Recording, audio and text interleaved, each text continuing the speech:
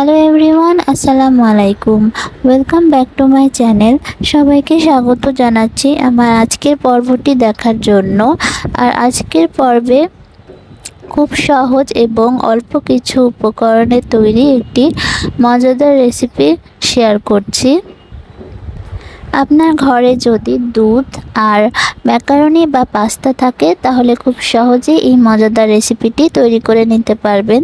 তো চলুন দেরি না করে শুরু করছি।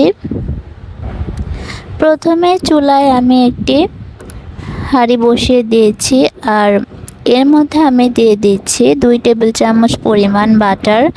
বাটারটা হাতের কাছে না থাকলে অবশ্যই সয়াবিন তেল ব্যবহার করতে পারবেন বা ঘিও ব্যবহার করতে পারবেন, তবে বাটার বা ঘি ব্যবহার করলে এটার ফ্লেভার আর টেস্ট অনেকাংশে ভালো আসে। তারপর বাটার বা ঘিটা পুরোপুরি গলে আসলে আমি দিয়ে দিচ্ছি 2 চা চামচ পরিমাণ ময়দা।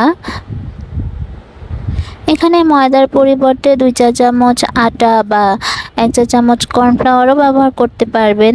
তারপরে ভালোভাবে নেড়েচেড়ে মিশিয়ে নিয়েছি। আর এখন আমি দিয়ে দিচ্ছি 1 কাপ পরিমাণ কাঁচা পাস্তা বা ম্যাকারনি। এটা কিন্তু আমি আগে থেকে সেদ্ধ করে নিইনি, জাস্ট একটু ধুয়ে নিয়ে সাথে সাথে আমি দিয়ে দিচ্ছি। যদি প্যাকেটের পাস্তা হয় তাহলে না ধুলেও চলবে, আর খোলা পাস্তা হলে অবশ্যই ধুয়ে নিতে হবে। এরপরে নেড়েচেড়ে একটু মিক্স করে নিয়ে এখন আমি দিয়ে দিচ্ছি 250 ml পরিমাণ লিকুইড দুধ। এই দুধটা আমি আগে থেকে শুধু জাল করে নিয়েছি, কোনো রকম ঘন করে নিইনি। দিয়ে দিচ্ছি 1/2 চা চামচ বা স্বাদ মতো লবণ। লবণটা ভালোভাবে মিশিয়ে চুলার আঁচ কমিয়ে ঢাকনা দিয়ে ঢেকে আমি প্রায় 15 মিনিট ধরে এই পাস্তাটা সেদ্ধ করে নিব। মাঝে মাঝে ঢাকনা খুলে একটু নেড়েচেড়ে দিতে হবে।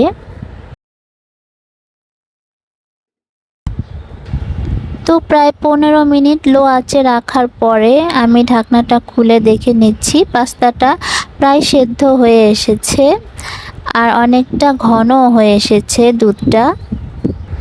আর এখন আমি এখানে অ্যাড করছি কিছু কাঁচা পাকা মরিচ কুচি।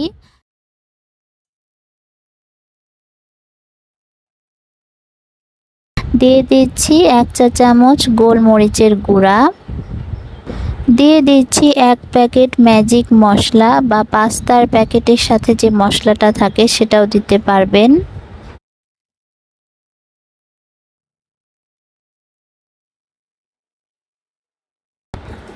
আবারও নেড়েচেড়ে মিশিয়ে নিয়ে সবশেষে আমি দিয়ে দিচ্ছি 1 স্লাইস চিজ। এই চিজটা একদমই অপশনাল, হাতের কাছে না থাকলে না দিলেও চলবে, আর থাকলে অবশ্যই দিয়ে দিবেন, কারণ এই চিজটা দিলে এই পাস্তার স্বাদটা অনেকাংশেই বৃদ্ধি পায়। তারপরে 2-3 মিনিট একটু নেড়েচেড়ে আমি এটা নামিয়ে নিচ্ছি। তৈরি হয়ে গেছে আমার ভীষণ মজার হোয়াইট সস চিজি পাস্তা। রেস্টুরেন্টে গিয়ে আর বেশি দাম দিয়ে এই পাস্তা কিনে খাওয়ার দরকার পড়বে না। বাসায় এই অল্প কিছু উপকরণে এই পাস্তাটা আপনারা তৈরি করে খেতে পারবেন। আর একদম রেস্টুরেন্টের মতো টেস্ট পেতে গেলে এখানে কিছু চিকেনও অ্যাড করতে পারেন। সেক্ষেত্রে বাটার দিয়ে চিকেনটা ভেজে তারপরে পাস্তাটা অ্যাড করতে হবে। তো এই ভীষণ মজার হোয়াইট সস চিজি পাস্তাটা বাড়িতে একবার হলেও ট্রাই করে দেখবেন, আশা করছি ভালো লাগবে।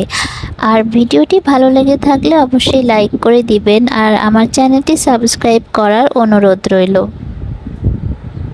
তো আজকে এখানেই বিদায় নিচ্ছি। সবাই খুব বেশি ভালো থাকবেন। আল্লাহ হাফেজ।